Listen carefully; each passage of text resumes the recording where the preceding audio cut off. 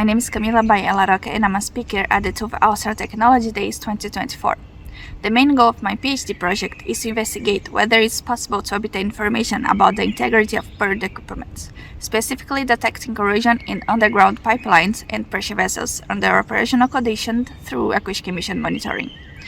Corrosion is a significant issue for pressurized equipment, as it can lead to failures that are both costly and dangerous.